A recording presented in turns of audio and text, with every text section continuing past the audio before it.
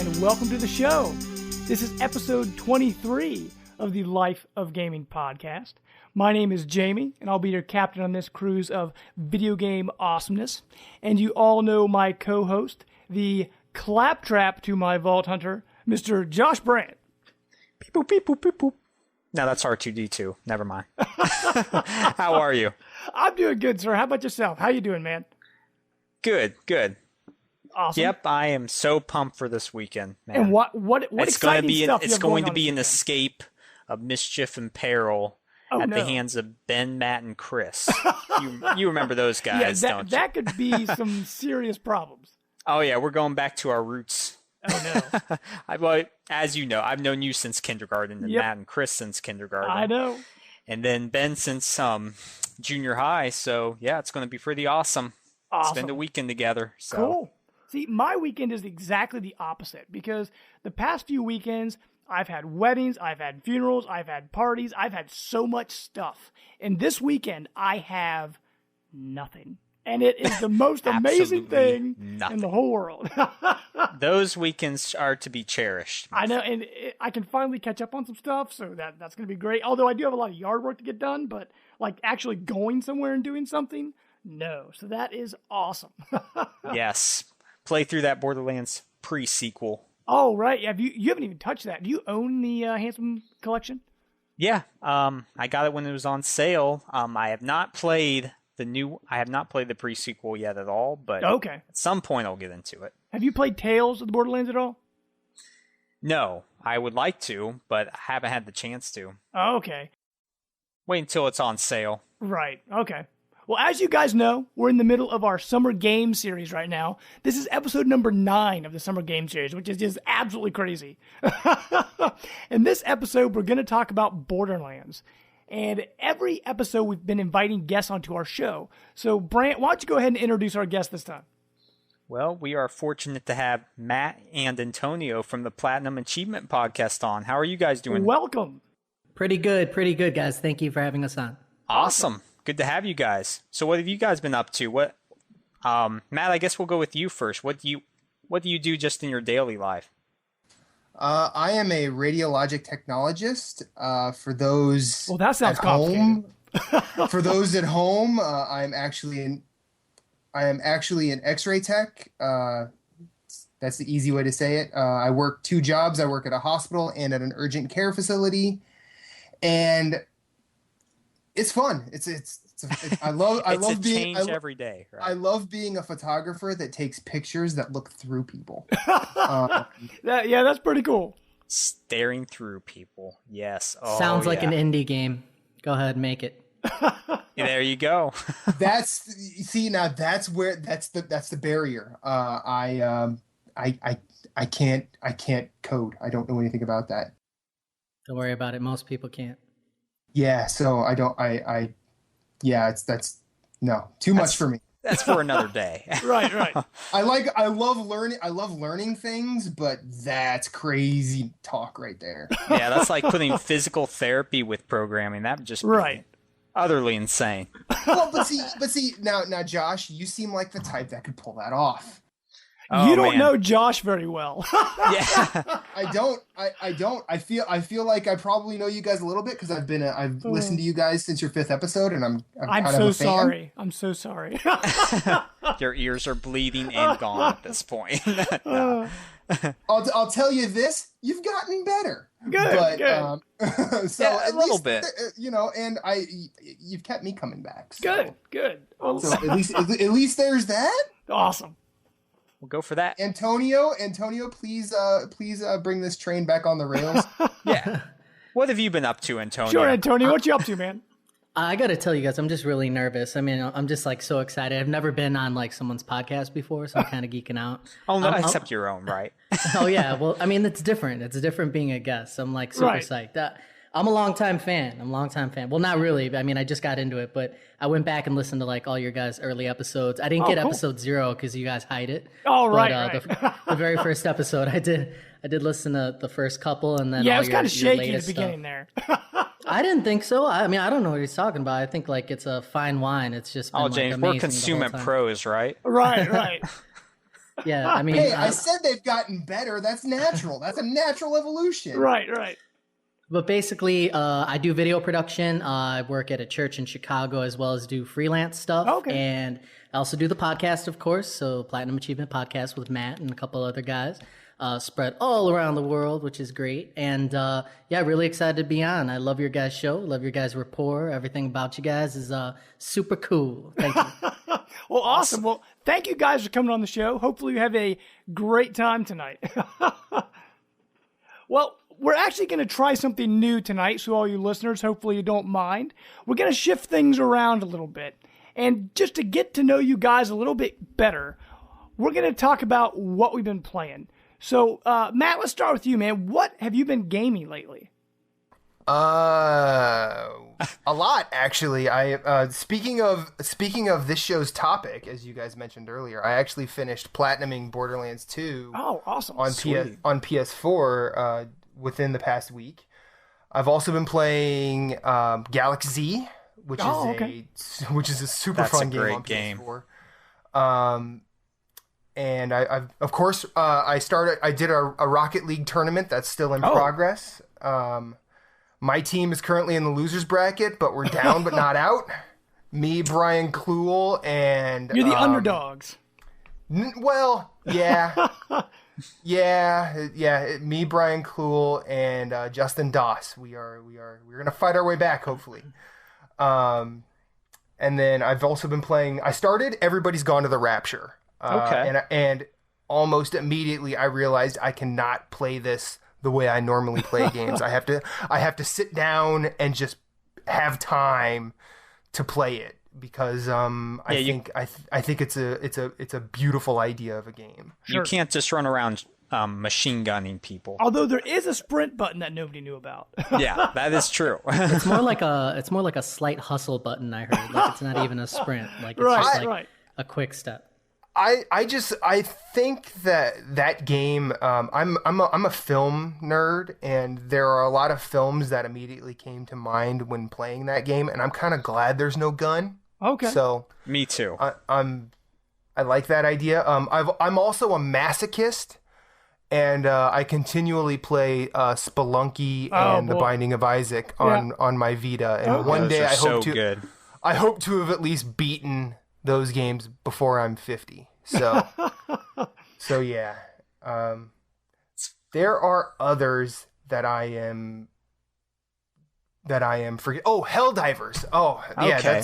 That's the game. If you've listened to our show or found me on Facebook anywhere, I am unabashedly in love with that game. It's my favorite game of 2015 thus far, and yeah, it is the best chaos simulator ever made. It's fantastic.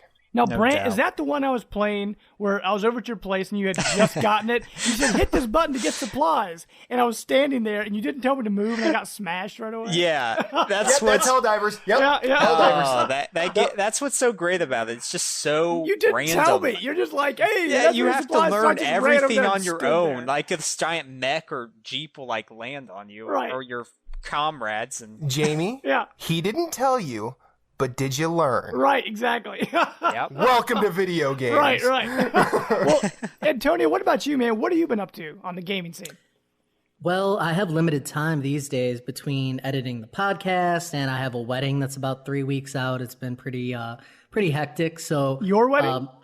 Yeah, my wedding. Awesome. I'm getting married on September 11th. Not sure when this is going to air, but pretty soon. Awesome. At the time of this recording, I may be wed. But yeah, very, very exciting to sit down and play when I can. And my top game is Batman right now. I still haven't finished it. I have a New Year's resolution-ish type thing going on right now that I explained on our show where there's two options in gaming. You can try to complete every game and, do it at the expense of kind of missing out on others and playing them later. Or you can kind of like dabble in a bunch and never finish them. So I would always be the one where I love challenges in games. So I always play on pretty much the hardest difficulty. And I get a lot of joy from that, but I made a kind of a resolution to start playing on normal difficulty now and finish more games. being around all these completionists and all these people getting platinums and, just talking about, gamer points and stuff so much on our show started like giving me that bug. So now like I got that like itch to just achieve and like get more and more like done, like complete games. So I'm on Batman right now, and I keep coming back to it, even though it's kind of, you go to those Batmobile like areas and you're like, okay, I got to play the Batmobile for another, 15, 20 minutes, I guess. Right. So, I got some tips where I upgraded the Batmobile reluctantly first so I can kind of like get through it faster. But really loving the combat in that game. I really want to finish that game. So I'm glad I did make that resolution, because every half hour or so there's a new twist. And I'm a big fan of games that have solid mechanics, but also kind of change it up as you go. Okay. And there's a lot of good examples in gaming, but like Batman's definitely one of them. All of a sudden, again, every like 20, 30 minutes, it's like, oh, cool. Like something surprises you a little bit. You know what I mean? Sure. And honestly, right now, I would say that Batman Arkham Knight is probably, until something else comes out, a little game called Fallout 4. I think Batman Arkham Knight is like my game of the year right now. It's so beautiful. Like, it just looks amazing, and the atmosphere is great, and just really enjoying it. So that's my primary game. I'm also trying to finish way back from the summer the re-release of zombie game State of Decay. I have a bug going on right now. It's not giving me any new missions to finish, so my resolution be damned. It's like kind of throwing a big like stop sign. Oh shoot! But yeah, can't complete it. Some buggies going on there, but that's okay. So those are my primary. Yep. I'm sorry to interrupt, but just remember you are venturing into the world of completionist gaming. No. And let me tell you, I think Yoda said it, is gaming leads to finishing a game, finishing game leads to achievements or trophies, trophies or achievements lead to completionists. Eventually you find a glitched one that you'll just never.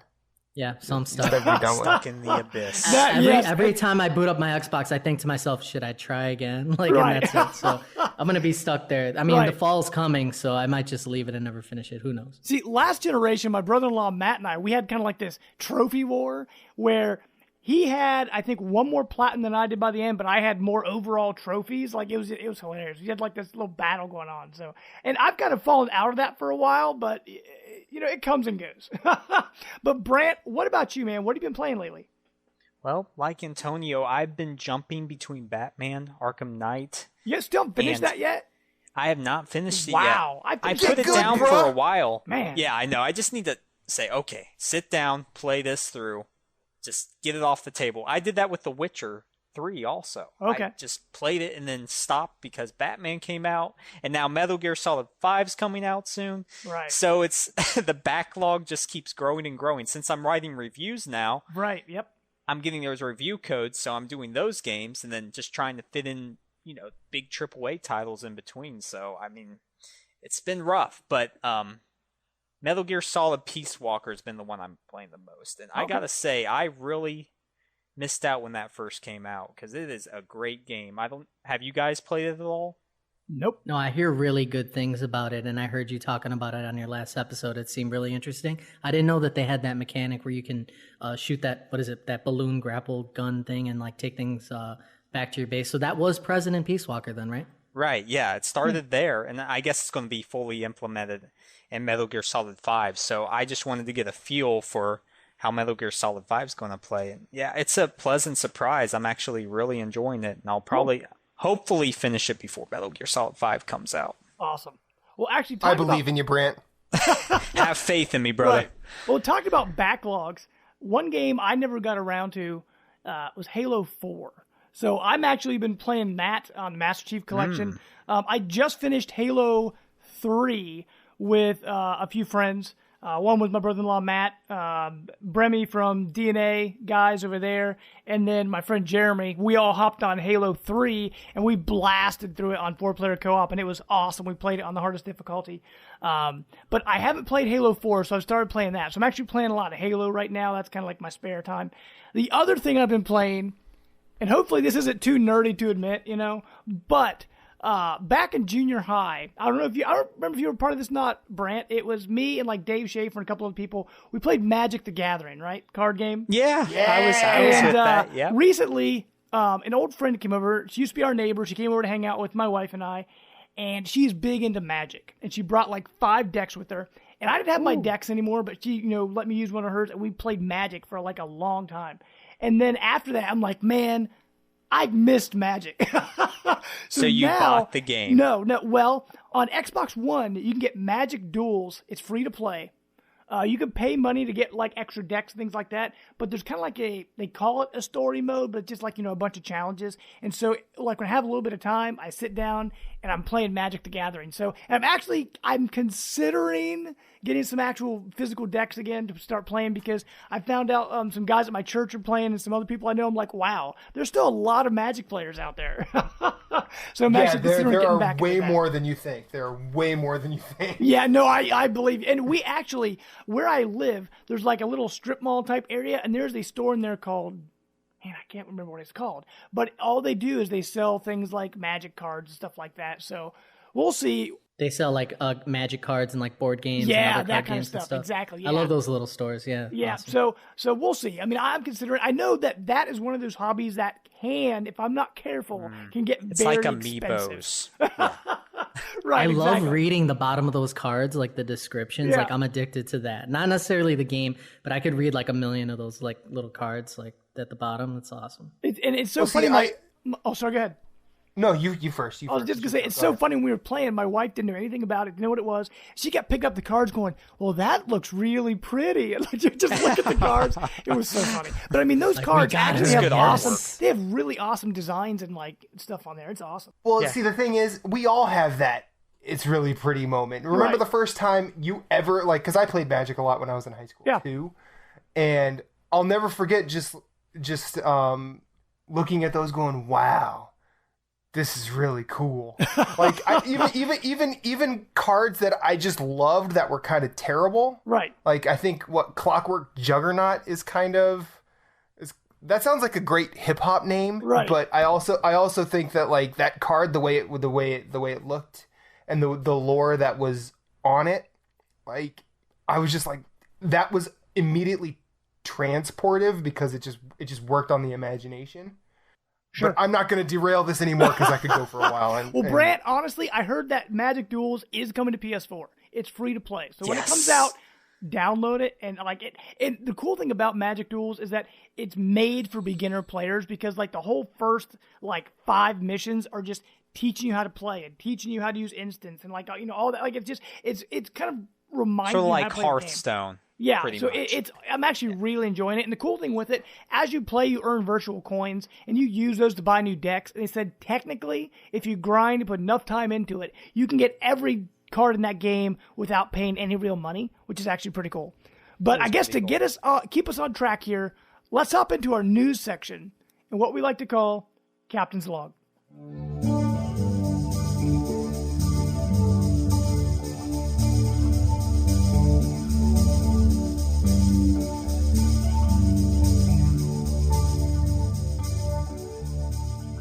Okay, real quick, guys, we're actually going to change Captain's Log a little bit. We're going to kind of compact it and make it, shrink it down a little bit, but hopefully it'll still be just as fun. We'll see. What I'm going to do... Shrinking the log. Right. What I'm going to do... I've got a few different news stories selected for each system, and I'm going to just give you a general idea of what it might be about, and we can talk about it after that. So we'll just talk about one subject instead of a whole bunch of news stories. So we'll start with Xbox here. Now, would you guys rather talk about some backwards compatibility or some possible rumors for October? Brant, what do you want to hit? Oh, man. Me with my Xbox systems. That's right. I'll pass it on to... Which one of you guys own an Xbox? Matt and Antonio. I would be the Xbox person in this. I own a 360. Okay, Antonio, what would you rather I'm going to buy an Xbox One. Full disclosure, Rare Replay is what's selling me on Xbox One. So I'll take door number 2, Bob. I will take the rumors, please. Okay. Well, it was actually, this rumor is going around the internet, because right now in October, Microsoft is having this big event. They've already announced it. They're going to talk about a bunch of different things. They're going to talk about their new Lumia 940 and 940 XL phones, which, by the way, I love my Windows Phone. People make fun of me, but I love my Windows Phone. They're going to show off the new Microsoft Band 2, which is kind of like their iWatch in a way. It's kind of like their Fit Band. And they're going to show off the new Surface Pro 4, but it is rumored by a Chinese Windows Phone site. So this is how, rumorous this is. Oh, I love this. Right. This is great already. They say that there is a redesigned Xbox, Xbox One, what they're calling the mini Xbox. And this mini, I love it. Mini Xbox is going to be smaller. It's going to be quieter. The big thing, it will not have a Blu-ray drive. It will be fully digital.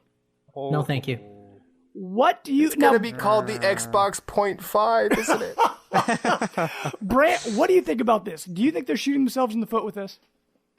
I think they are trying to cater to a specific crowd. And did they mention the hard drive size at all? No, they didn't. But you think right now the Xbox has to be at least a terabyte or bigger. Yeah. Think about the money they're even saving with pulling some physical of the parts games, out. it has to be a terabyte. Right. Or bigger. So, like I said, I don't see how this is going to really capture on. I mean, it'll just be for an exclusive, really hardcore, just we're all pro downloading crowd. Sure, but it's also going to be a cheaper system because it's going to be smaller, run quieter, not have that Blu-ray drive. I don't know. Yeah. I mean, but then, you're taking about the functionality of the Blu-rays and maybe future specifications will need certain feature. I don't know. They're trying to, I think, maybe pull in too many different areas. Sure.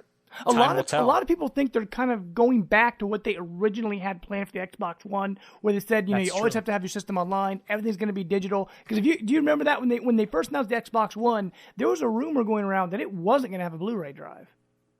Right. Yeah, that's true. So, I mean, Matt, what do you think about this? Because you kind of went, ooh, when you heard the news. What do you think?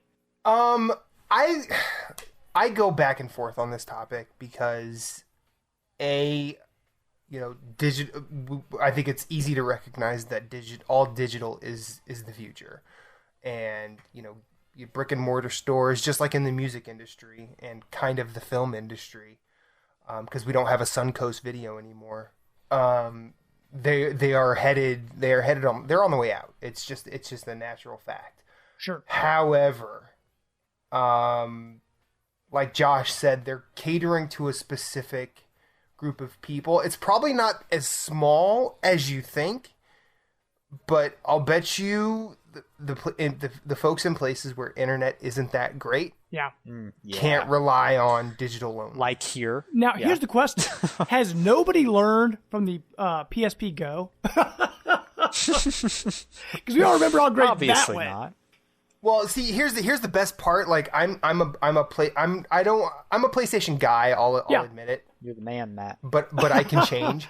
Right. Yeah. But I didn't have to learn from the PSP Go because I didn't buy one. Got it. Right. So I think so congratulations to all of you that are learning. I knew. But see into the future. Yeah, I put my blank envelope to my head, Johnny Carson style, and said, "I don't think so." I just think that this is good and bad, and in the long run, it'll be better than it is now.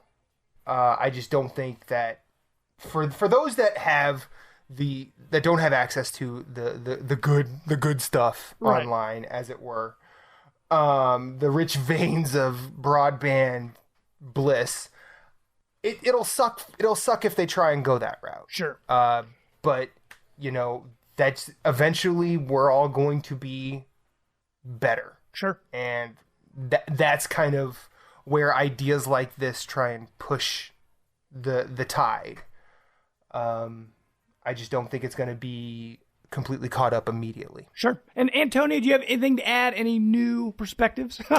I mean, I think so. I mean, the first thing is it's not going to happen for a couple of reasons. I don't think that Microsoft is, with the way that they've been turning the ship around and improving things and kind of listening to fan feedback and just the negative reaction of the original plan and having to kind of backtrack on that, I don't think that they're going to do anything drastic to change their forward momentum that they've been experiencing. So if they did this, I'd be incredibly...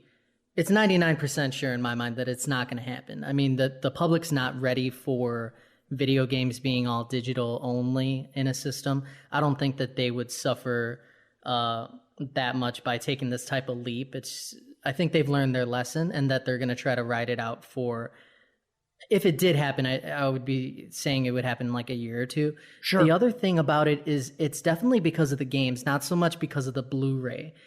Because when you see people consuming content that's not, straight up games, it's streaming. It's Netflix, it's Hulu, Yeah, absolutely. it's everything else. And I think that everyone else would agree with me that I'm a Blu-ray guy, or else I was, until it got too convenient and too cheap to stream content instead. And it didn't seem... I mean, there is a drop in quality, but to the average person, you don't notice. So Blu-ray is on the way out. PlayStation gets a cut since it's their technology, and they kind of won out. So I wouldn't be surprised that down the line they would do something like that as the market moves that way. But I just don't think it's going to happen. They're not ready. And if it's not super tiny, I don't know where they get off trying to call it mini. Right. It better be fitting in my back pocket. That's all I got to say. We'll see what happens. It's like a stick of gum. If not, then don't call it mini. Right. Well, I guess real quick, we'll hop onto our PlayStation stuff. So, Brant, are you ready to pick a new topic for us, sir? Yes, sir. Okay. You have two choices. Don't disappoint. We can talk, man. and honestly, I got to admit, there was hardly Pressure's any on. PlayStation news right now, so this is scraping the bottom of the barrel.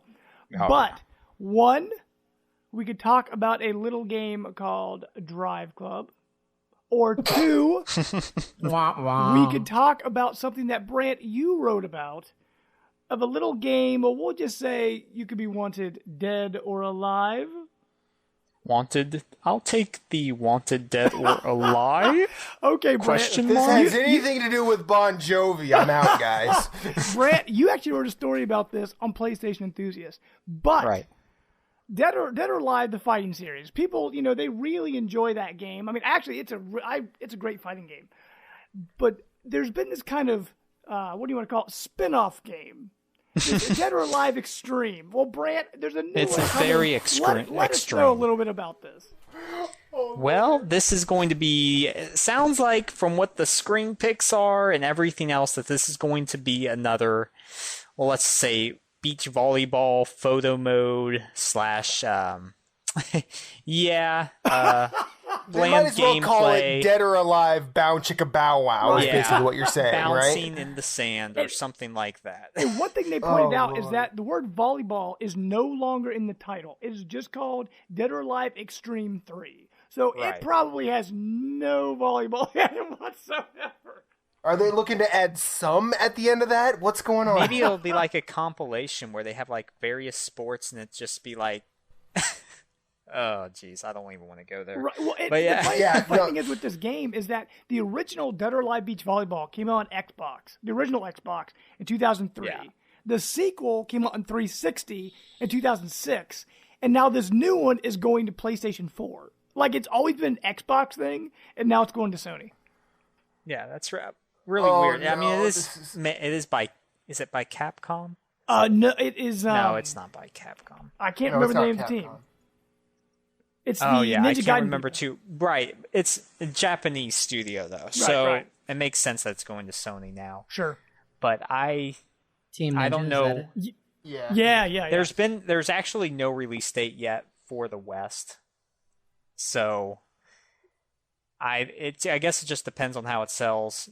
Which it'll probably sell well, Right. in Japan, but Sure. Well, I mean, with that, there's not really much to add to that. Like I said, it was a very slow week for PlayStation. yeah. Oh gosh. What do you guys think about this? Is this a Does game this that you would? pique your interest? Oh, I love the choice of word. Like, it seems like there's no good way to talk about this. Right, game. exactly. Well, Because- Brant chose it, so it's his fault. I'm gonna be could've talked about Drive as blunt as possible, but it just seems like it's softcore porn demonstrated by the power of the PS4, and That's tasteless. Never yeah. underestimate the power of PlayStation. I mean, like, and like you said, Jamie, Yeah. Dead or Alive 5 mechanically, in fact, everything apart from the visual aspect is a fan-frickin-tastic it's fighting like, game. combat-wise, the probably my controls are favorite super tight. It's combat awesome. game. Yeah, it's really good. But it's like, if you remember when Netflix originally started streaming, and like one thing we've talked about on our show is that I don't know much about anime, and I'm kind of interested in learning neither do about I. it. I know nothing about anime. But if in those early days of Netflix streaming, there was an anime section that you could go through it, and every title they had, sure, you could probably watch it, it would probably be fine, but by looking at the artwork itself, made you feel kind of dirty. And that's what To say the least. and that's what this makes me feel like. Right. I'm not like that's I'm a not normal like, reaction. So that I'm not like a prude by any sort, but I'm just like, this is there. It seems like they're going dangerously close to a line Right. here. Well, and well, yeah, right. You know. Well, actually, speaking of crossing the line, keeping it family friendly, let's hop into Nintendo news. Okay, do any of you guys own a Wii U? I guess that should be my first question. yes, I do, and I'm proud of it, and you Okay, cannot awesome. take that away from me. I'll let you choose here what you would rather talk about. Would you rather talk about something that involves Pokemon or Splatoon? Don't mess this up, Matt. Well, the funny thing is, I know what the Pokemon thing is. Okay. Well, did you want to go the other way then? I want to talk about both because Nintendo never gets any love. Just like Right, hit them right. both really quick. dude, yeah. Okay, fine. We'll do- okay, we'll do Here's it the super thing. fast. Already Here's the breaking thing. from our Here's the show. thing. I Jamie, know, right? I'm gonna throw a counter offer your Oh, way. no. Say the Pokemon story in its entirety, and we'll go right to Splatoon okay, and there talk you go. about it. Yeah, Okay. give them 10 seconds alone. Okay, super fast. Back in August of 14, they announced Pokken Fighter, which is being made by the people who make Tekken.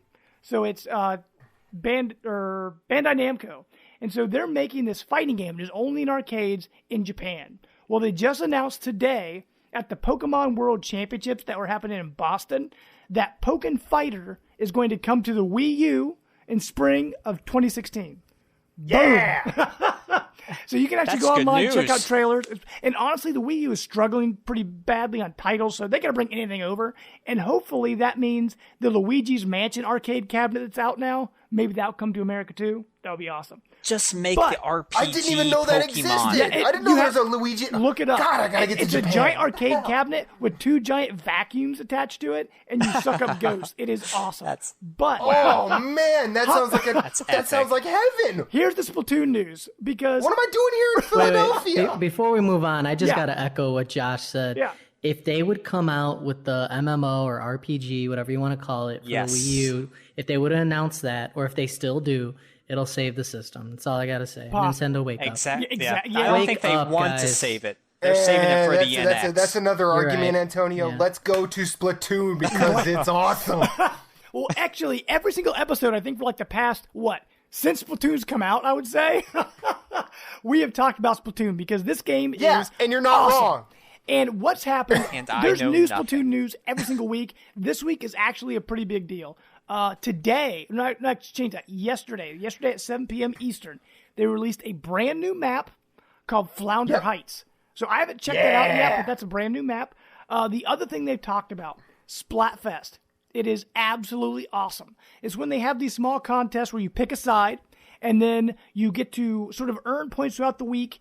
And because they give you a shirt for whichever team you choose, you can kind of fill the perks on it throughout the week.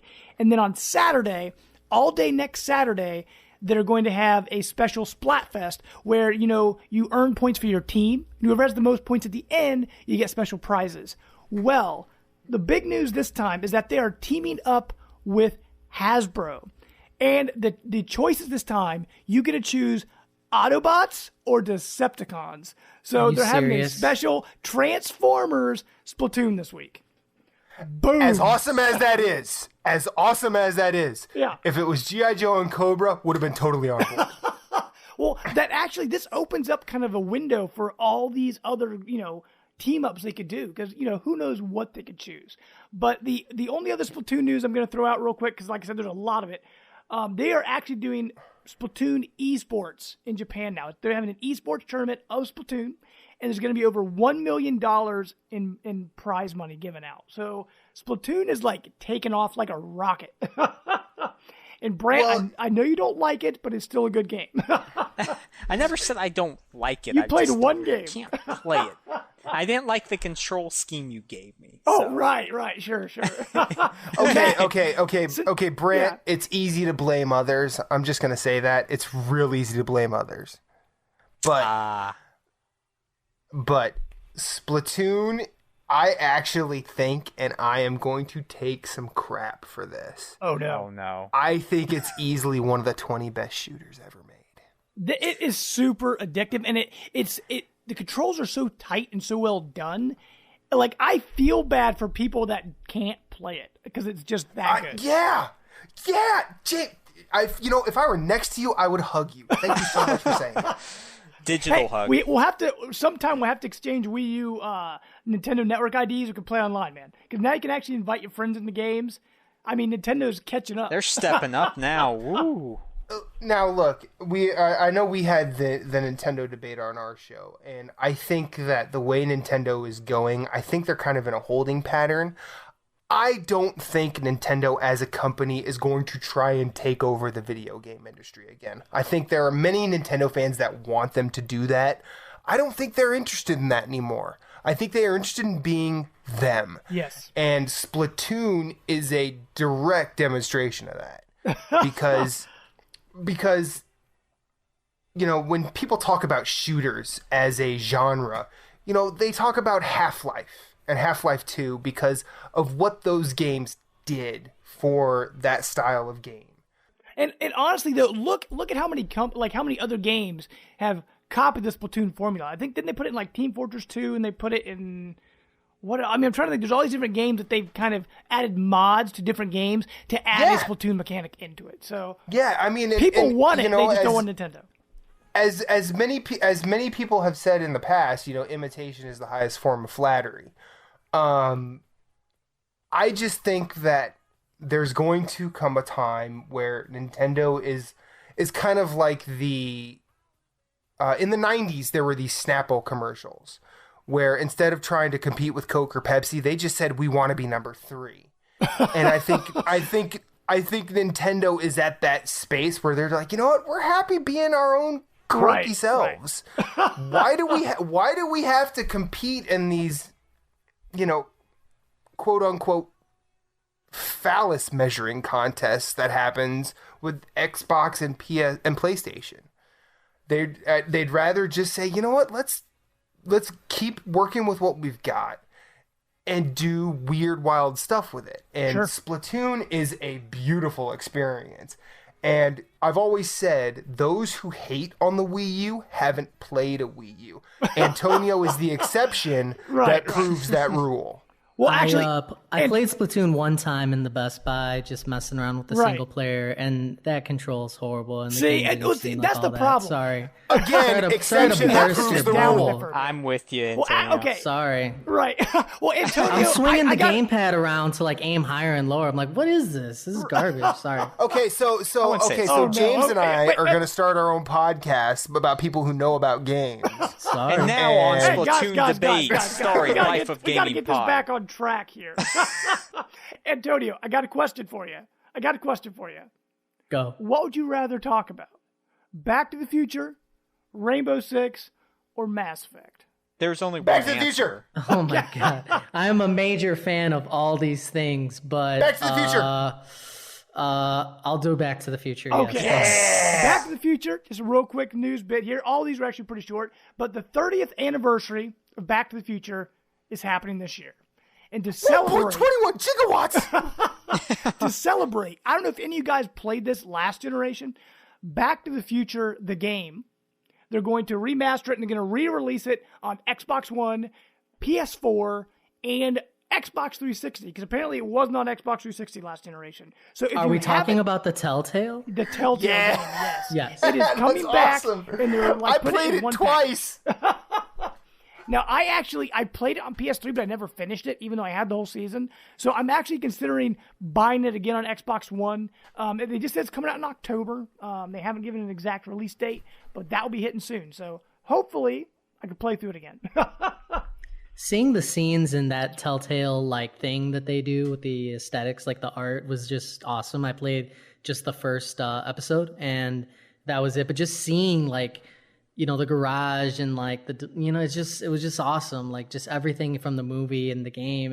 Telltale does it right. So I mean, Yeah, pretty exciting. Yeah, I love the movies. I mean, 3, 1, 2. I guess. You know. I'm gonna say this. That Telltale game is one of the most weirdly self-aware things I've ever. It's one of the most weirdly self-aware pieces of media that I've ever consumed. They did a really good job. And I think that it was like I don't think Telltale games are fun to play, but I will play every single one of them because their stories are good. Yes. I kind of agree with them. They're entertaining. Yep. And sorry, go ahead. The way they handled the Back to the Future IP, I was just like, you know what? These guys might be able to handle any IP that comes their way. Unfortunately, they handled Jurassic Park prior to Back to the Future because they were still learning with Jurassic Park. Right. I actually went back and tried to play that Jurassic Park game.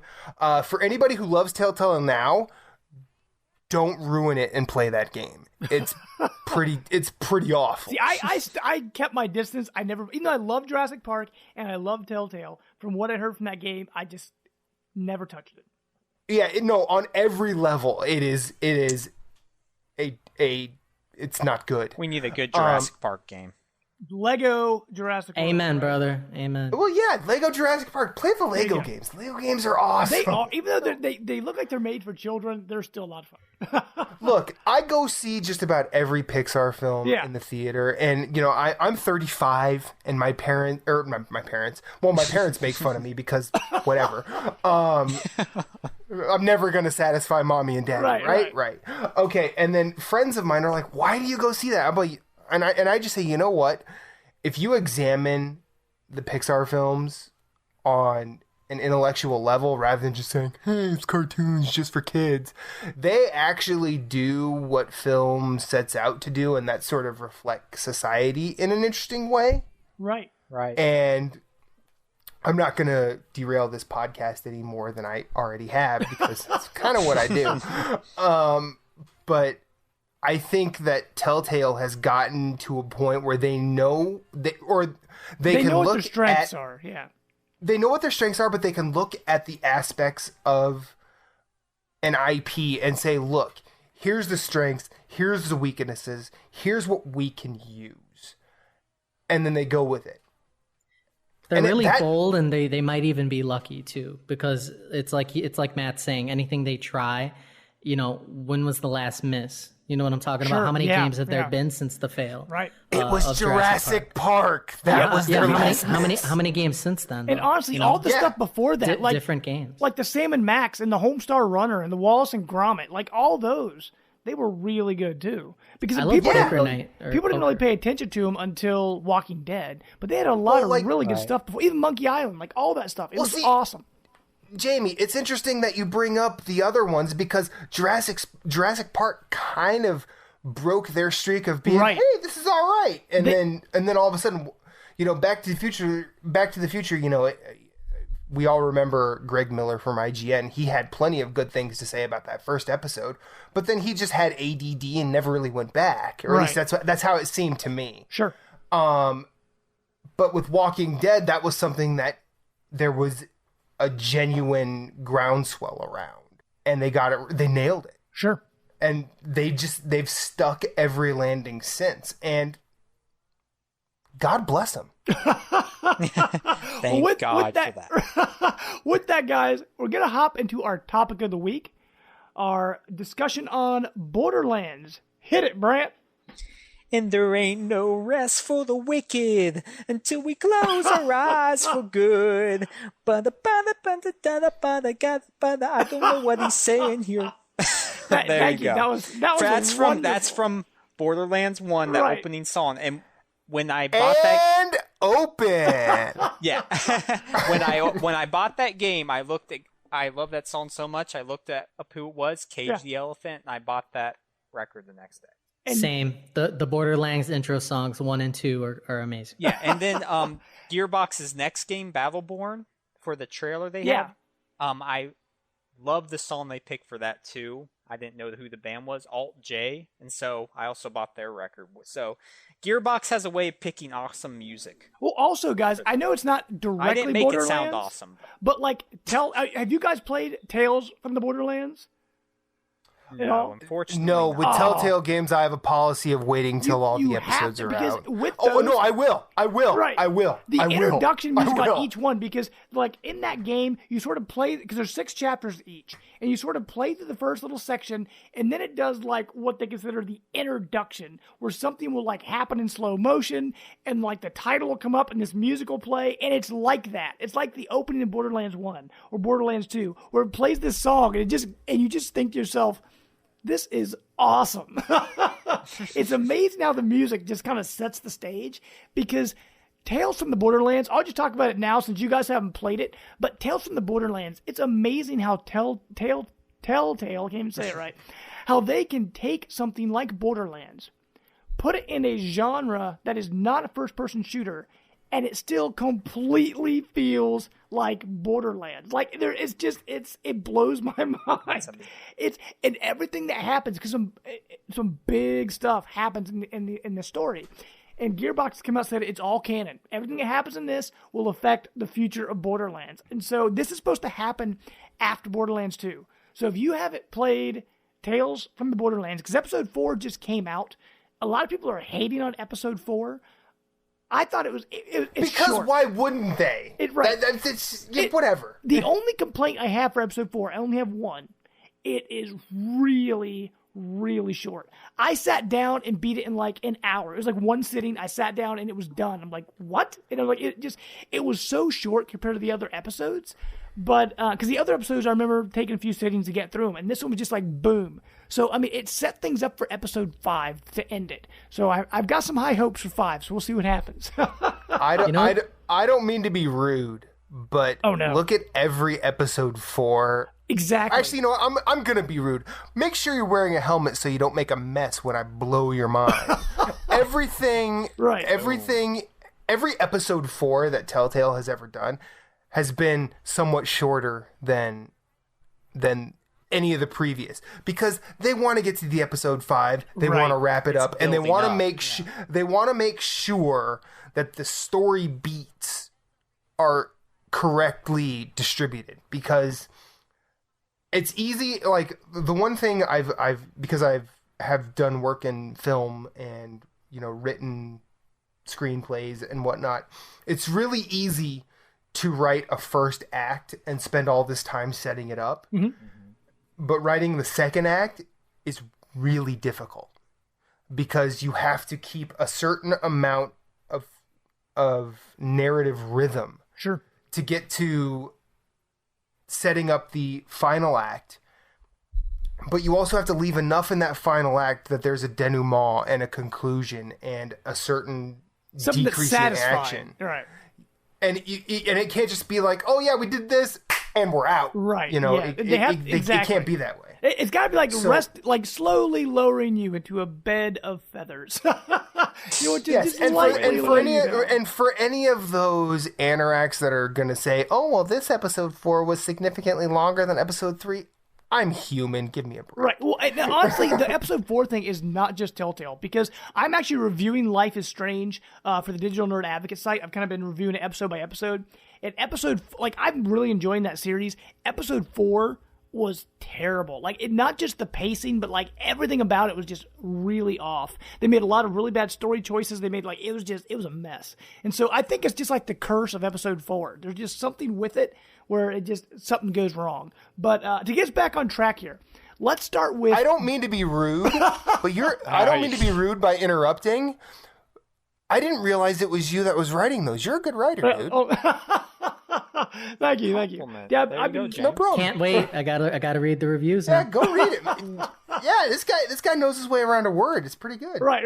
Because I'm writing over Digital Nerd Advocate, and I'm also doing a lot of writing over at the Work Print. So I do like a lot of news from them over there. But to get us back on track, and thank you, sir, for that compliment. Oh, no problem. We'll kick off with Borderlands. The first Borderlands came out in October of 2009 on the Xbox 360 and the PS3. And Tony, we'll start with you, man. What was your first experience with the Borderlands series? I walked into my friend's house, his apartment, and I sat on the couch, and he was already playing a game. And the first thing that I noticed was he was playing Borderlands 1, obviously, and I noticed when you die, you get that recovery mode. And as soon, I kind of glanced at the screen the second he went down. I'm like, oh, okay, he's dead. And all of a sudden he like kills somebody and like gets back up, and like, it's that cool animation, that cool kind of like slow-mo thing, like whatever, going on in the screen. And I was like, I must play this game. Like, that's awesome. So, that's one of my favorite mechanics of the series, was that first moment that I experienced the recovery system. So you don't die right away. You get a chance, if you kill an enemy that's near you, to kind of gain like a last hurrah, and you get to like keep fighting as long as you again like end an enemy. So I thought it was pretty cool. That was my first experience. I got the game shortly after, and really enjoyed Borderlands 1. Awesome. And like for me, it was a game where I had rented it and tried it on my PS3. I'm like, it's okay. But then, like, for some reason, my brother-in-law, Matt, picked it up, and we decided to co-op. And when we co-opted, for me at least, I don't know about you guys, that's when it clicked. Because it was okay by myself, but when you play it with, like, another friend, or you're up to 4 players, that's when the game really gets awesome. Because you're all helping each other with your own unique abilities and your own unique play style, and each character has, multiple skill trees you can use. So even though there might be 2 of the same character, they might not play the same. They may not have the same powers. And that's where I think the game is really addictive. Brant, what about you, man? I mean, what started you in Borderlands? Because I know you played online a little bit with Matt and I. Yeah, well, I was really intrigued by the premise. And before they went with the cel-shaded look, it was like a completely different game. And I don't think it had anything that would grip you in that. It was just more like another military shooter with, customizations. So they changed everything, announced, hey, there's all these variations of guns that you can get. And that really, set it off like, okay, this might be a game that, I want to check out. And once the reviews came out and it was getting, 8s, 9s, even 10s some areas, I was like, okay, I'm just going to splurge and buy this. Right. And I'm glad I did, because like you said, playing where it's at is playing with friends, and that's what Borderlands is all about. So, and honestly, once they announced backwards compatibility for Xbox One, and they announced that Borderlands was going to be on that list, I went out and got the first Borderlands super cheap so I could play it through it again, because Borderlands 1 isn't on the Handsome Collection, which we'll talk about in a little bit. Right. But in the first game, you could be 4 different people. We had Roland, who's the soldier, Mordecai, who was kind of like the sniper, Lilith the side, and then Brick, who's the berserker. And Matt, Brick love? Who was your favorite character? Because in Borderlands 1, for me, I was all about Brick. What about you, man? My favorite character in Borderlands 1 was definitely Roland. Okay. And like you had asked, Brant, like I have a weird sort of history with Borderlands, because by the time I had gotten to PS3, like I'd still really loved video games, but a lot of my friends had kind of sort of grown out of it, and they were like not interested. So I actually platinumed Borderlands 1 with that by myself. Wow, like, that's impressive. That is very impressive. That was a journey. It was a journey I would not wish on anybody else. but when I first saw Borderlands, it was in a GameStop, surprise, and I just saw you see that psycho just pointing at his own head, and I'm like, what is this? And then I looked at it. I actually put it back. I actually didn't buy it till right before Borderlands 2 came out. Okay. And because I had heard, because there was another game that I was deep dove into called Mod Nation Racers. And yeah. enough of the people that I That was a fun game. Played. Oh, it's great. It's my favorite game of last generation. One of the games I spent the most time with in my life. But people I had played that with talked about Borderlands, and they were so psyched for Borderlands 2. I'm like, well, I haven't played Borderlands 1. Would anybody play with that? They're like, no. Why would I go back to that? So I'm like, all right, I guess I'm going to do it. And I did it, and it looked... Knowing what I know about video games, Borderlands 1 was not... It wasn't one of those games that's like a landmark. However, on my show, the one metric I measure anything by, especially in terms of games, is fun. It's hard to not have fun. Right. With Borderlands, if you like shooters. And as someone who's played Diablo, that is probably the first Diablo and the second Diablo combined or actually no, not even combined, separately, are probably the two games that I spent the most time with in my life. They're probably 1 and 2 on that list in some order. And that game was Diablo in the first person perspective to me, and it made me fall in love with shooters again in a way that I didn't know was possible. Because I missed out on the PC masterpiece shooters like Half-Life or Painkiller, sure. or all of the Call of Duties to a degree. Yeah. Like I had played BioShock, but I didn't really think about that as a shooter in a way that most people do. Like I didn't really play the Far Cry games. But Roland was definitely my favorite because I'm a wimp in games, and he had that turret. Yeah, gave you right. Best special. And yeah. For those that have not played 2, I'm gonna spoil it for you. So I'll give you. Don't. No, okay, go. 3, Hey, 2, spoiler alert. 1. Borderlands 2 came out in 2012, so they have time. They had time to play it. Go ahead. I was sad in Borderlands 2. Oh yes, when Roland died. Absolutely. I was very sad. Crazy. Didn't it came out of left field too? Yes, it did. You weren't expecting it. I guess hopping into Borderlands. Why him? Right. Why him? You could have killed Brick, and it would have sucked. But I could have gotten over it. Right. Like Roland was such as a character, he was so full of all that could be good about being a hero.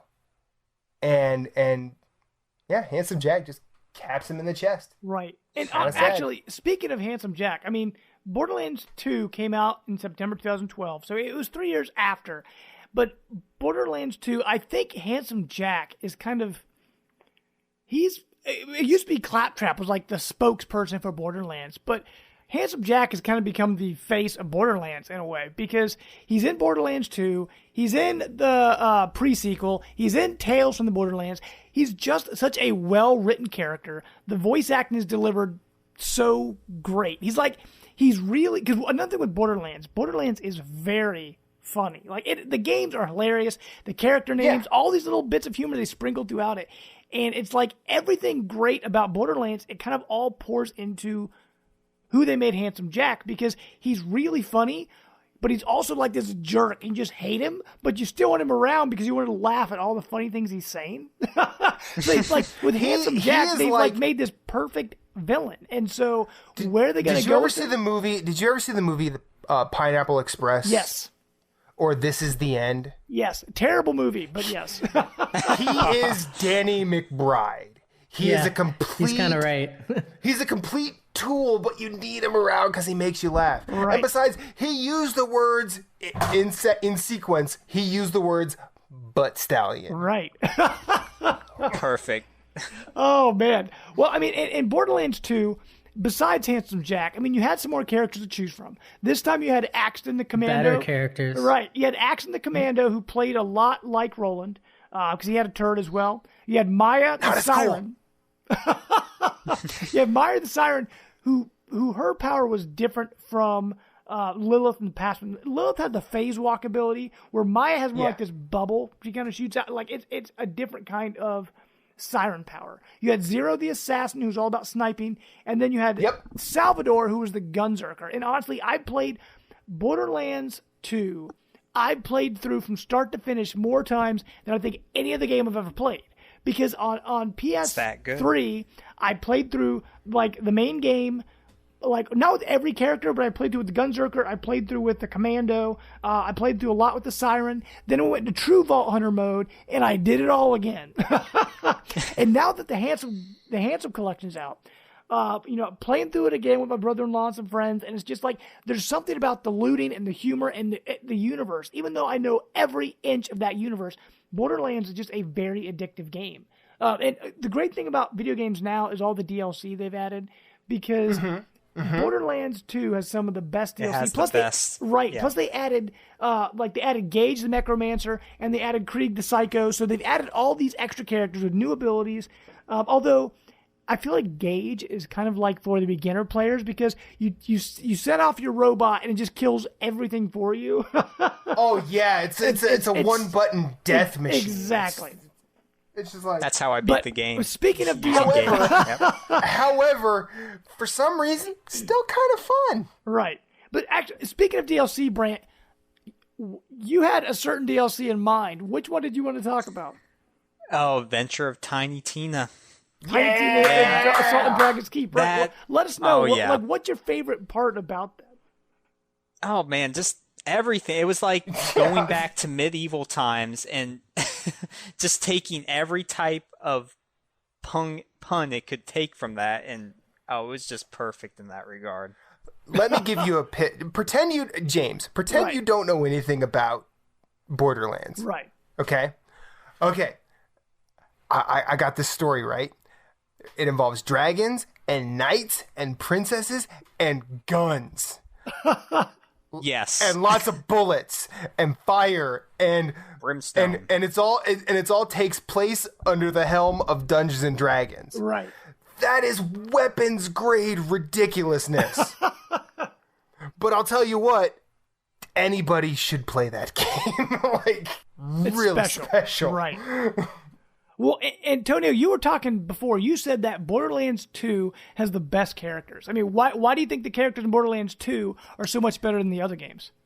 Well, unfortunately, I never got a one, chance son. to play the pre-sequel, Okay. unfortunately, and I think that they had better characters in Borderlands 2 than 1. I think that they got better at one of the game's main strengths, which is the skill tree, and you kind of hit the nail on the head. I mean, Borderlands not only has, like, amazing, cel-shaded art and humor, and they got the loot thing going on, but every new unlock that you get on that skill tree kind of changes things up, and it keeps you going, and you really want to unlock the next thing. And not only that, is when you're done with that character, you want to go on to the next one. So right. The characters into themselves are great aesthetically, but considering it's first person shooter, you're not seeing your body too much, but you are seeing your powers work. So you really feel like you're that character, and you really feel like you're that character getting stronger. Sure. And I think that's awesome. In the first game, I never play as the tank or straight up strength characters. Yeah. So I wouldn't be doing any of the soldiers or anything. So I'd be a Siren, or I'd be, and any of the other guys. What was the name of the Berserker guy? He was one of the Salvador? No, Gunzerker? not this. I'm sorry, not Gunzerker. In part 2, the DLC where you are Krieg, the Psycho. The Psycho. Yes, I thought that was an amazing twist, where all of a sudden you get to play as one of the, one of the guys that you're always fighting. So I think they got better and better and better at, figuring out, what do people want to do next? What's going to change this up a bit in a fun way? Sure. The reason I would play the pre-sequel, honestly, is for the Gladiator, because I love the idea of that shield that they have going on. If you know it, like Athena's the Gladiator in the pre-sequel. Mm-hmm. And I see the videos and I'm like, I want to play that character. Or, Claptrap too. That's definitely one, but they do a great job at that. And, you really want to go through and unlock everything. And they have great evolving gameplay. Like I talked before about what I like is surprises as things go. And I really like that they do that. Not only with the characters, but again, with like every weapon and mod and, equipment. They do a great job of that, changing things up, keeping it fresh. Yeah, Tony, you said it best. With this, the customization, that's probably the main draw of the game. Exactly. Because, like I said, you have multiple skill trees. And so even if you have the same character as somebody else, it might not even play the exact same way. Right. And speaking of the pre-sequel, since I don't think any of you guys have played through it, actually, I haven't even finished it, which sounds terrible. I've gotten pretty far into it. I've had my hand in every character. Well, I haven't played as Claptrap, but I played as Athena, Wilhelm, and Nisha. And the pre-sequel came out October 2014, and it was kind of a weird release because it came out after the new systems had already come out. And people are wondering, why isn't this coming to the new systems? Well, what they did, they took Borderlands 2 and the pre-sequel, all the DLC, and they threw it on what was called the Handsome Collection and released it on Xbox One and PS4. And that's why I think a lot of us haven't played through the pre-sequel, is because we were all waiting. We were just kind of patiently waiting because we knew it was coming. Right. And, now it's here. And honestly... Well, I have pardon me, Father, I have a sin to confess. Oh, no. I bought the pre-sequel for PS3. Never How played could it. you? Yeah. See, now, my Well, because I brother-in-law... love Buys a Borderlands. game and doesn't play it. Oh, me. Forgot it. Never mind. Me too. I was going to say, my brother-in-law bought the pre-sequel on PS3 as well, and then he sold it. I don't think he ever opened it. And then he sold it because he saw the Handsome Collection was coming. So, because he got it super, super cheap on maybe a Black Friday sale. I don't remember what it was, but he got it really, really cheap and bought it. And then with the Handsome Collection coming out, it was like, oh, well, I'll just play it there. Even with that, your brother-in-law was Yeah. smarter than me because I bought it day one. Oh, okay. And then, the problem was, and I don't remember where in the calendar this was, but a little game that caused me to buy my PS4 came out, and that was Diablo 3. Okay. And That probably sucked your life away. yeah, time Right. disappears into Diablo. Right. If you haven't played Diablo ever, don't, because it will take time off your life. No doubt. But Yeah. but You know what's that interesting? happened- You're talking about time with the Borderlands games. Like, considering there's so much replay value and they must know that, I'm very surprised they give you such a meaty campaign. Because if they could totally get away with having the main story be half as long and just say, okay, you have 4 characters to go and completely level up and play Sure. through. Because a lot of people do that. There's definite replayability, unlike like other games. You really want to do it, and they give you such a good value. It's like, here's a very long campaign plus 4 characters, which ends up becoming 6 or 8 or with DLC, plus the DLC campaigns. It's an amazing value. And if you're out there and you didn't get the collection, just go ahead and do it. There's just so much there. Sure. dude, and if you're about to get it on PS4, friend me, I'll play it with you. I love There you go. Borderlands. Hey, I just need someone to play it with. Right. Hey, Josh, I'm right here. Let's I'm do right it here, buddy. right now. I'm right here. Wait, Yeah. can I ask a question? And this is No, something sure. I wanted to do. Go ahead. There's things about Borderlands, with everything that it does right, I think there's a problem with the mix, because the story is great, but with Borderlands 2, I technically beat it, but couldn't enjoy the story because I started to co-op and I had a full party and we kind of flew through that thing. Oh, okay. And people are talking, you can like hear Yeah, them, yeah. like chatting with you. And I'm like, guys, I didn't hear the story. They're like, I beat this like the 6th time already. Right, exactly. And the single player, you can sit there and you can do the addictive ADD thing that I do and kind of like evaluate weapons, which one is better, which one do I drop, what do I sell? And I'll sit there for like half an hour just figuring out my loadout. And in the multiplayer, you're on the move and guys are just running through the levels. Some of them are more leveled than others, so they're like dropping big guys, and you're trying to pick up all the You're stuff that taking they don't everybody. want. Yeah, you're taking everybody else's Right. weapons. So on the one hand, you have this amazing Brant? story. James, yeah, you know about that. You can only enjoy the story in single player. That's my argument. And then Sure. you can only do the RPG deep, let me micromanage my inventory, which I love in single player. But then in co-op, which we all recognize, it's a very amazing different experience, and the game is kind of built for that as well. So it's a game of two minds, and you get the best of both worlds never, because it seems like there's this odd thing where it's kind of like you can do single, you can do co-op, and they both have very big pluses but also some pretty big minuses. I think Can I ask you a that's my thing. question, Antonio? I have a question. Who are you playing with? Randos. Oh, there's your problem. Yeah. There's your problem. Well, See, not 'cause, necessarily, I'm gonna because- mention some people now. I'm betting Josh. Mm-hmm. And Jamie, you seem all right. I'm gonna throw you in this. Okay. Right, thanks. I'll bet you if all four of us were playing co-op, let's say a purple drops, we say, okay, we have this purple, whatever, be it class mod, relic, or weapon. It drops. Who can use it the most? I'll bet you all of us would sort of play with that sort of idea. Because technically we're all kind of friends now.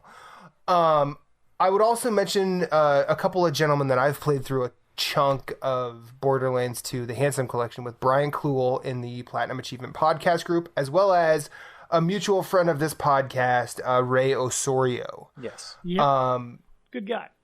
You play Borderlands with those guys, and they're more than interested in making sure that everybody's A, having fun, B, getting what they want to out of the game, and C, they're not gonna dick you out of weapons. Right. I got a question right back at you guys, all of you. What do you guys think about if you could solve this problem? Because if you look at any game that deals with loot, such as, let's just say Diablo 2, there's different ways that they'll go about. Sometimes you'll roll dice and you'll see who gets the weapon. So there are certain mechanics I feel like something's missing in this loot-driven game that could keep it going. Because I think you underestimate my ADD.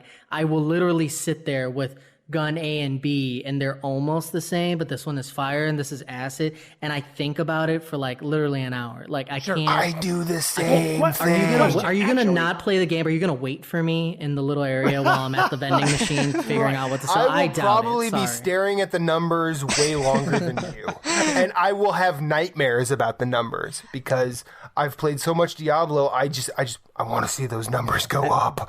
Those numbers have to keep going up. Their new game, Battleborn, I think they're trying to find a way around this and making it all these different classes. They're taking away story. It's just going to be, just more action.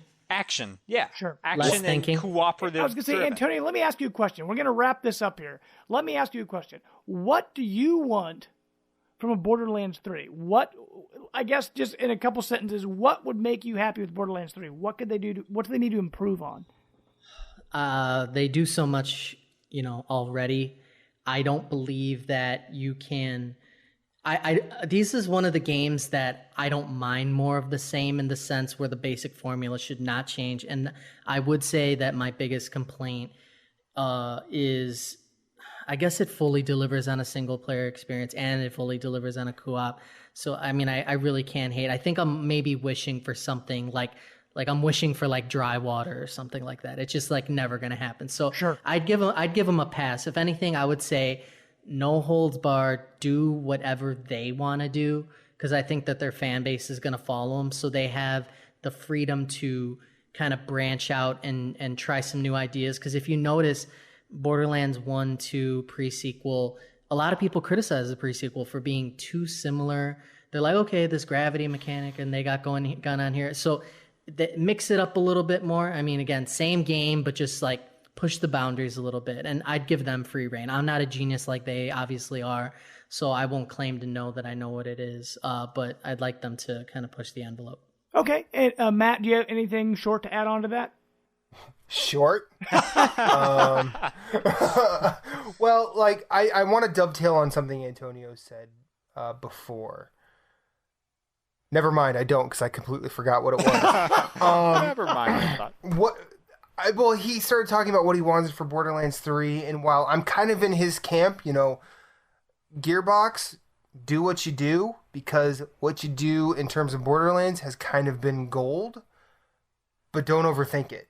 Right. However, I think Borderlands could, and this is going to sound real sacrilegious for a lot of people I know, Borderlands could look at the ambition that Destiny has and probably do its own pulpy version of that. Hopefully, they will keep everything they've learned from the first two, the DLC, and as James so beautifully put it before, I've not played the pre-sequel either, so I don't know. I just think that they could make Borderlands 3 a platform. Okay. Instead, I'm gonna digress because that's what I do. When I started getting back into video games, I played FIFA a lot, and I started to think, okay, why is EA releasing a game every year when all they really need to do is a roster update, jersey update, and certain teams update, because soccer has promotion and relegation, which I'm not going to go into here because that'll take too long. Borderlands could do that, where they just have a base thing, however they wanted. Now, for those of you that haven't played to the end of Borderlands 2, you see at the very end of that a large amount of vaults. Take things that we already know. Take an idea like Minecraft, where each different vault is sort of a randomly generated thing. Or each planet That's actually a really good idea. Random generation. Never mind. I changed mine.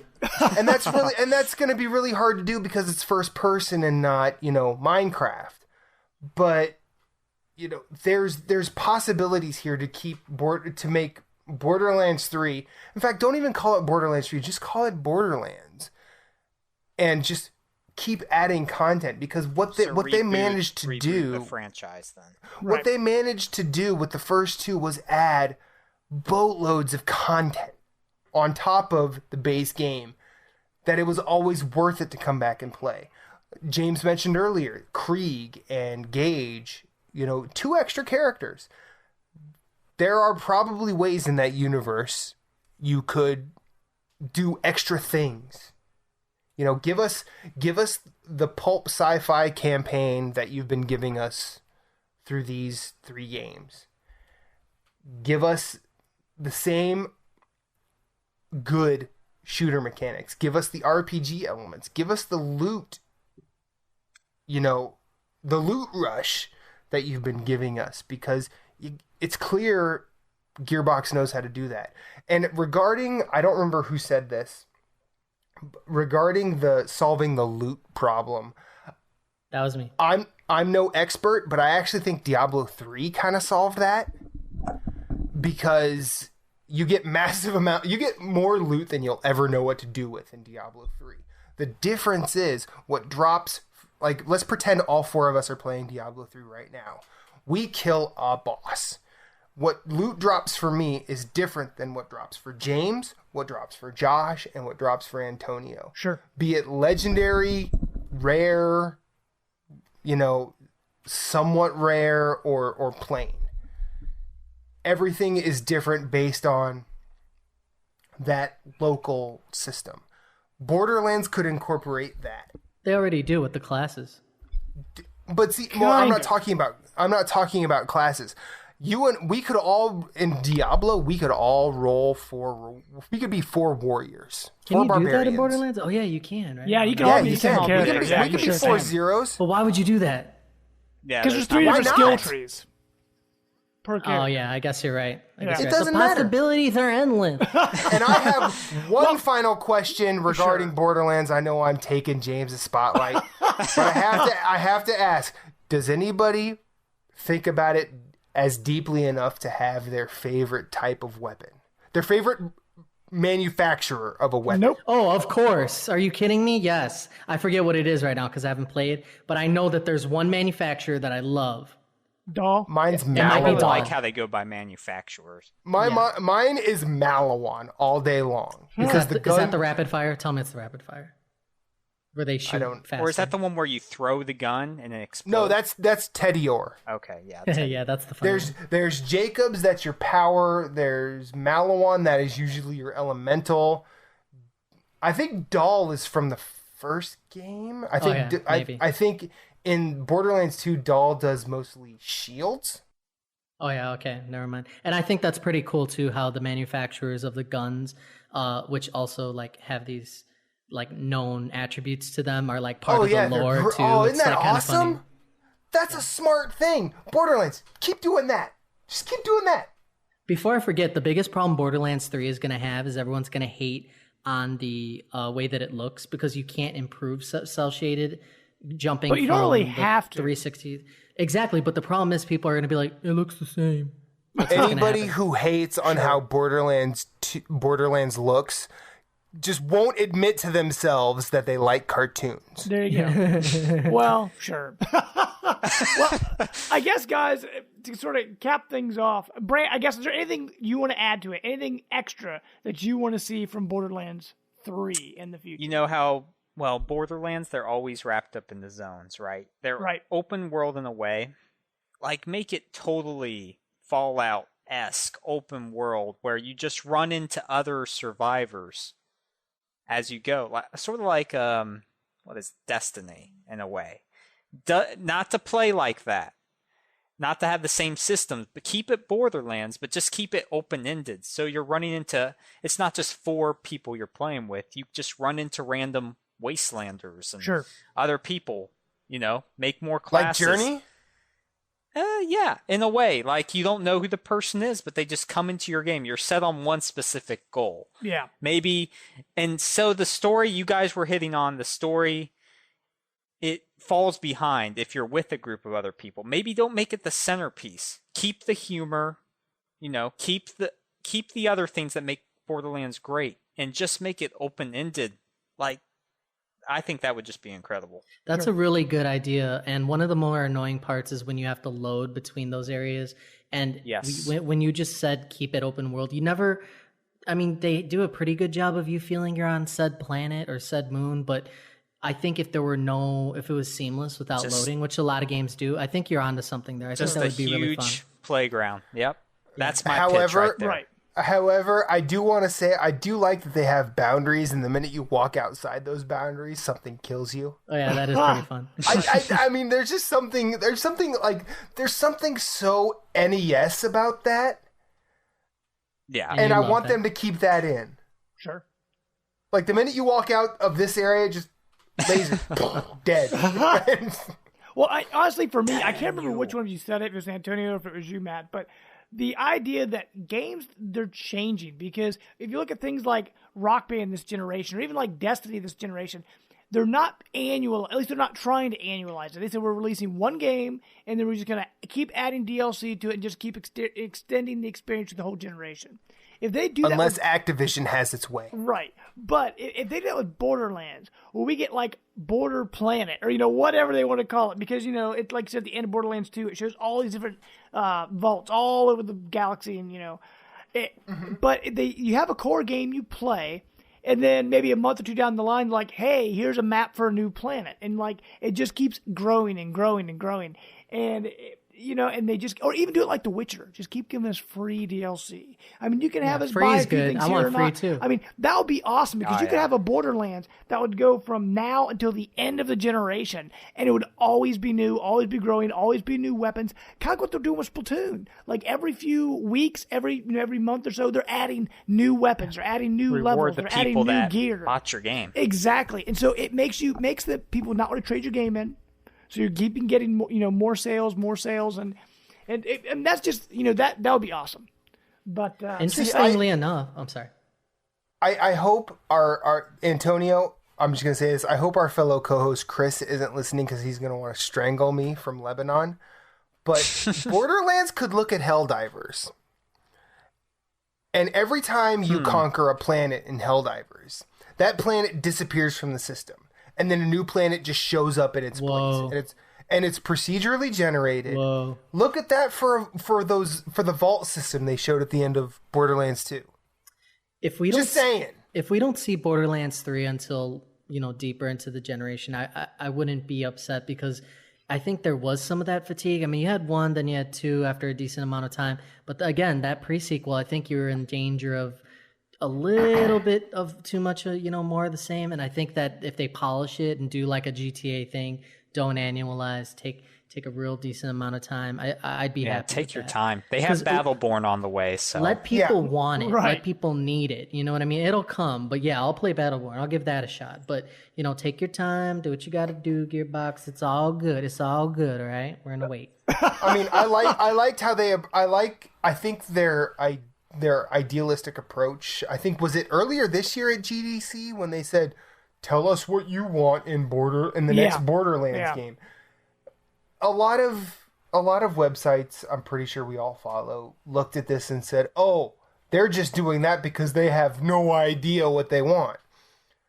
I think they're taking an EA Sports tact towards FIFA, because FIFA every year does the tell us what you want in the next FIFA, because we don't know what to do. But they paint this picture, but they know exactly what they're going to do. But if they see what an overwhelming majority wants, they'll look at that and say, maybe we should look at this. And hopefully explore it to a degree where we all like it. I just think, I think we're at a point where Borderlands can wait a while, like GTA, like Antonio astutely said. Let it incubate.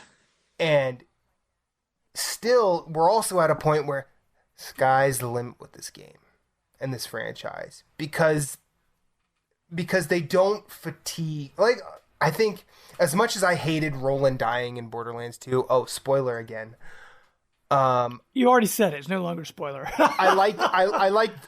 Thank you, James. No problem. I like the fact that they did different characters and a different story, and even though the story was kind of the same, they told it from different points of view. And if they can continue to do that, we've got a good franchise on our hands. Right. As long as no one decides to Assassin's Creed it or Call of Duty it. No, please. We'll be fine. We'll be fine. Sure. Well, I love Borderlands. I couldn't tell. I just want to say, first of all, Matt and Antonio, thank you for joining us on the show tonight. Hopefully you've had a good time.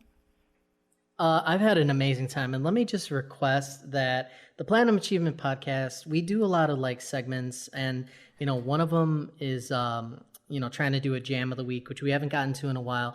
And I would really like if we had Third Alliance on there. So if you guys want to share a track, we'd really like to feature you guys. Man. I second everything Antonio said. In fact, if you don't, I'm going to come find you. I have to dig through stuff so I can find that. Oh, man. Yeah, I'm a big fan of the show. Don't act like you don't have it. Don't act. Right, come on. Yeah. You guys got to dust out the old LP and send it. I haven't played the drums in a few months. Wow. It's okay. I still play guitar. Get the band back together. Right. Oh, and I just want to say this too. When Seattle threw that ball and had it intercepted. Oh, don't bring that up. No. Please. Here's what I listened. I went back and listened to their first episode, and this was 20 minutes of their conversation. They were freaking out. And I just had to bring it up one more time to rub salt in this disastrous wound. Run the ball. # run the ball. Well, thank you Marshawn Lynch. Well, Beast mode. How do you not run the ball? Right. Oh, man. Well, Antonio, beside the podcast, where else can people find you? On Twitter and places like that? If you want to find the Platinum Achievement Podcast, you can search our group on Facebook. Again, just search the Platinum Achievement Podcast. And then we're on YouTube. So we post our stuff there. And you can see it's kind of a video version. I mean, it's kind of hard getting us all on video since we're spread out all across the world. Lebanon, London, I'm Mega Man. Philadelphia, New York. Yeah, so we just have avatars on there. But really good. A lot of people subscribe there, so please do. And then you can go to pixelpine.com. It's a gaming news site. Headed up by one of our co-hosts, Brian. Pixelpine.com. If you click on the media tab, you go to the podcast, and you can be found there as well. Awesome. Well, Matt, what about you, man? Anywhere else we can find you at? If you ever want to get up to some gaming shenanigans, I am on PS4, PSN, at infinite_rewind. I think I have you as a friend.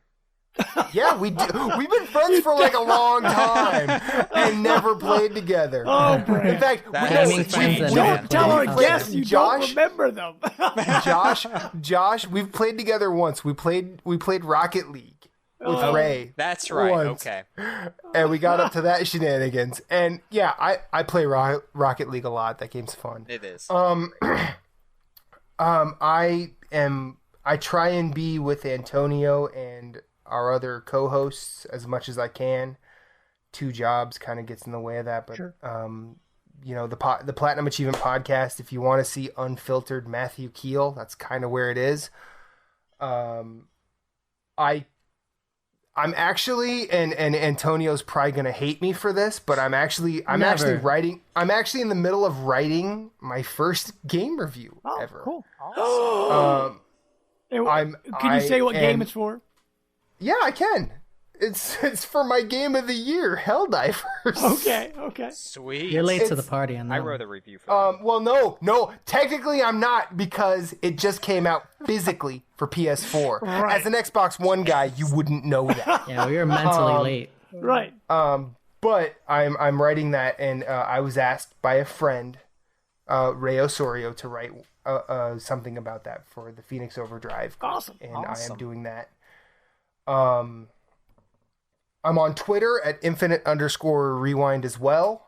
But you'll just see pictures of either beer that I'm drinking or pictures that I take because I'm an amateur photographer and I really like beer. Twitter's pointless. We Take your 2 I loves agree. and mash them together. But and if you want to read like music reviews I used to write from 2005 to 2010, you could go to mixdown.com because those guys are really good people. Other than that, I have a Tumblr, but I'm not gonna go there because I don't write on it near What about enough. PictoChat and Instagram and Infinite_rewind just about anywhere. There you go. I'm not. I'll tell you what I'm not on. I'm not on Pinterest. There you go. No, that's the one I was thinking. There you go. Or There you go. or like Stumble Upon or Dig. Do those even exist anymore? I There's don't too know. many things. MySpace. I was on MySpace for a while. Yeah. I was Shaniqua De Laurentiis on Facebook. Wow. Oh my God! Is that why, Matt? What? Is that what? where Why? Shaniqua came from? What? MySpace? I thought it was a girl. No, that was I'm me. just kidding. It's another That was show. me. That's another That show. was Oh me. my God. Anyway, I always if you- wondered where Matt's alter ego came Oh from. my If you I want to still know don't where, if you want to know where that came from, I'm going to plug another podcast. No, don't. It's over. Let me just say, I hope you guys could come on to our show. I'd Please love to have do. you guys. You that'd know, be great, I mean, man. branch out, guys. Have you been on other shows like lately, or? Yeah, I've been I was on on Nerd Overdrive just a week ago. Yeah, I've been Really? on- Oh, okay, great. Yeah. I'll listen to That the was latest a good I love those episode, guys. Josh. And I'm going to be honest with you. I'm going to be real honest with you. I no. could tell how bad your internet was. I'm just saying. Yeah. yeah. Oh, I boy. had the video running and everything. But Hey, the struggle is check real. out We all have to deal Giant with something, and right? Ginger podcast too. I'm going to be on that. If you, Okay. it's a nerd culture What? podcast. Well- it's great. well, It's great. Giant Just check it out, and and they talk Ginger. about relevant topics. And There you go. the zombie apocalypse episode is especially. Oh, well, relevant? What's that? Well, they talk about nerd culture stuff plus like real life issues, I guess. Right. It's smart talk. They're two What good is friends this of mine. real life Chris and you Alex, speak they're of? good guys. Well, Brant. Hey, Brant. Where else can people find you at, man? Okay. On Twitch, you can find me at @_the_brant. I'm writing for the PlayStationenthusiast.com right now. And yeah, look me up on PSN. Yeah. Oh, yeah, I'm on Twitch at @infinite_rewind too. I'm sorry. Wow. Wow. Twitch. Is there anywhere else you would like to add before we conclude the show? Yeah, I'd like to I'd add like this. to add my home address. I live in my social Philadelphia, security Pennsylvania, the number. land of steak and cheese.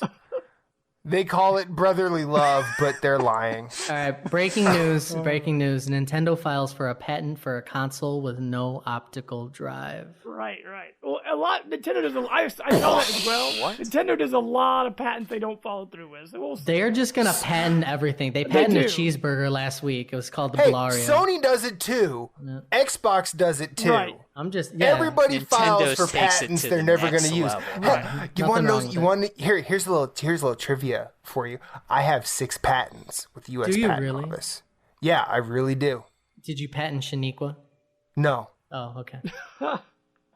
they wouldn't let me, but I tried. We appreciate being on, guys. Thank you. Yep. You're Thank you very welcome. No, much. Thank thanks, you so guys. No much. problem. Well, you guys, just real quick, you guys know where to find the Life Gaming Podcast. We're on Facebook. We're on Google+. You can find us on Twitter at Life of Gaming Pod. We're also on the iTunes Store, the Microsoft MP3 Store. Make sure to go on there and rate us. We're also on SoundCloud. And make sure to find our YouTube page.